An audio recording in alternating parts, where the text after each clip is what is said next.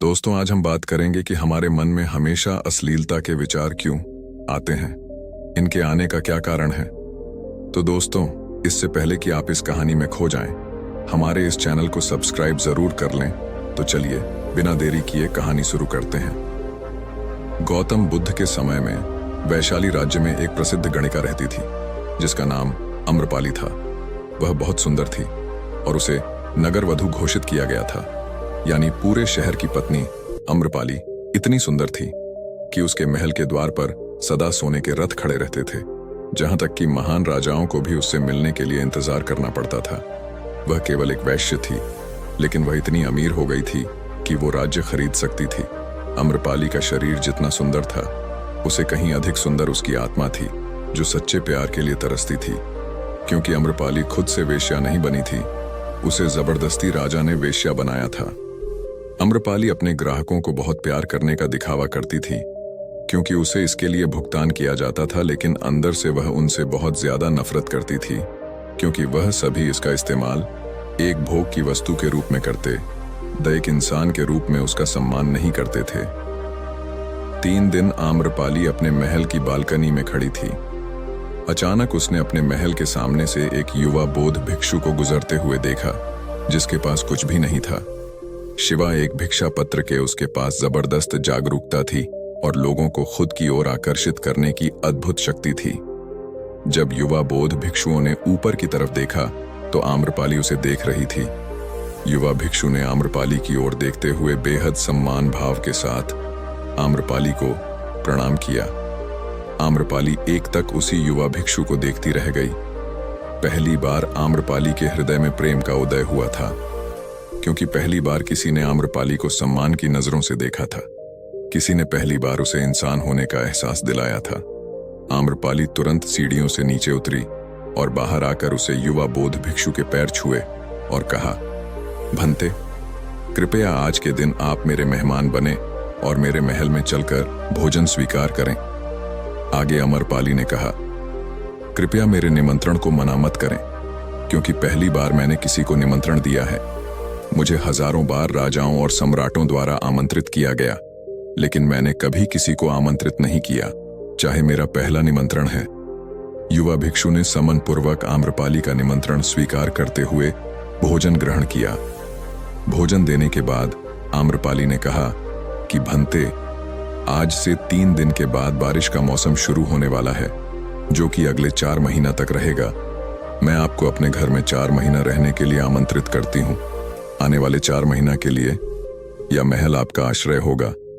मैं आपको पूर्ण रूप से आश्वस्त करती हूँ कि मैं किसी भी प्रकार से आपके ध्यान में बाधा नहीं बनूंगी, बल्कि जितना मुझसे हो सकेगा आपके ध्यान की सुविधाओं को सुगम बनाने का प्रयास करूंगी। दरअसल बौद्ध भिक्षु साल के 8 महीने गांव-गांव घूमकर धन का प्रचार करते हैं और 4 महीने एक ही स्थान पर रहते हैं, जहां उन्हें आश्रम मिल जाता है। युवा बौद्ध भिक्षु ने कहा, माफ कीजिएगा देवी, लेकिन इस विषय में मैं स्वयं से निर्णय नहीं ले सकता। मैं आपके प्रस्ताव के विषय में बुद्ध से पूछ लूंगा।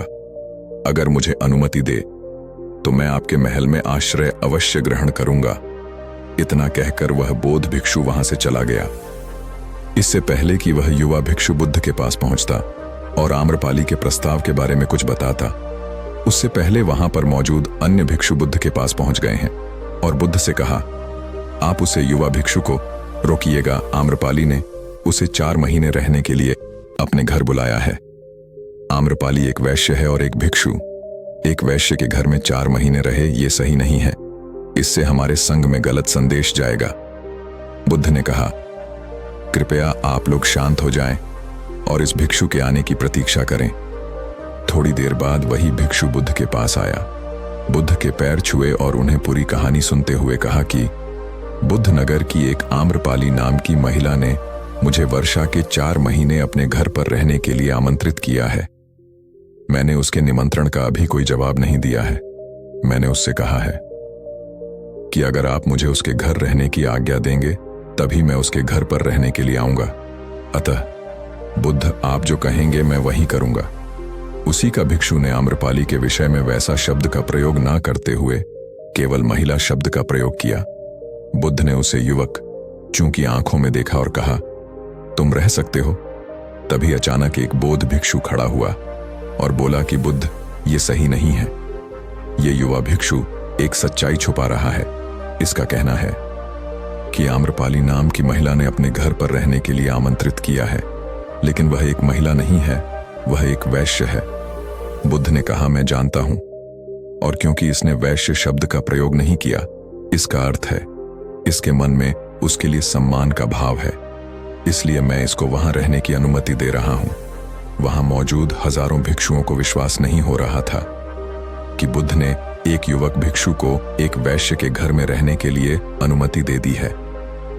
अगले 3 दिनों के बाद आम्रपाली के घर रहने के लिए चला गया। उसके जाते ही वहां पर उपस्थित अन्य भिक्षु उसके विषय में तरह तरह की बातें बनाने लगे। बुद्ध ने उन सभी को शांत करते हुए कहा, मुझे मेरे भिक्षु पर विश्वास है। मैंने उसकी आंखों में देखा है, उसके भीतर तनिक भी भोग की इच्छा नहीं थी। अगर उस भिक्षु का ध्यान गहरा है तो वह भिक्षु आम्रपाली के हृदय को परिवर्तित कर देगा। अगर भिक्षु का ध्यान गहरा नहीं है तो आम्रपाली अपने शारीरिक आकर्षण से भिक्षुक को परिवर्तित कर देगी। जहां एक प्रश्न है ध्यान और शारीरिक आकर्षण के मध्य, जिसका उत्तर हमें 4 महीने के बाद मिलेगा। उनकी बात सुनकर वह उपस्थित भिक्षुओं ने कहा कि बुद्ध उसे युवा भिक्षु पर बहुत अधिक भरोसा करके अनावश्यक जोखिम उठा रहे हैं। वह भिक्षुक युवा है और आम्रपाली बहुत सुंदर है। समय प्रारंभ हुआ, प्रसारित हो गई। 4 महीने बीते और वह वापस आया। उसने बुद्ध के पैर छुए और उसे युवा भिक्षु के पीछे आम्रपाली भी आई। उसी ने आम्रपाली का परिचय देते हुए कहा, बुद्ध या आम्रपाली है और यह आपसे दीक्षित होना चाहती है। यह एक अनोखी महिला है। जाना केवल सुंदर है, बल्कि इनकी आत्मा भी उतनी शुद्ध जितना आप कल्पना कर सकते हैं। आम्रपाली ने बुद्ध के पैर छुए और कहा, मैं पहली बार देखने भर से इसी वक्त चूस प्रेम करने लगी थी। इसीलिए मैंने इस बात को अपने सौंदर्य से कई बार आकर्षित करने का प्रयास किया, लेकिन मैं पूर्ण रूप से असफल रही। इसके बजाय इसके बाद उन्होंने मुझे ध्यान के प्रति जागरूक किया और यह एहसास कराया कि वास्तविक जीवन भोग नहीं अपितु ध्यान है। बुद्ध, मैं अपनी सारी संपत्ति आपकी भिक्षुओं को दान में देना चाहती हूँ और शेष जीवन ध्यान में बिताना चाहती हूँ। इसके बाद आम्रपाली बुद्ध के शिष्यों में पहली महिला हुई जिन्हें आत्मज्ञान की प्राप्ति हुई। बुद्ध ने अपने पंथ के सभी शिष्यों से कहा, यदि तुम वेश्याओं की संगति से डरते हो तो उस डर का उस वैश्य से कोई लेना देना नहीं है, बल्कि वर्ड और तुम्हारे ऊपर है, क्योंकि तुमने अपनी कामुकता को दबा दिया है। कामुक ऊर्जा को दबाया नहीं जा सकता, इसे केवल रूपांतरित किया जा सकता है।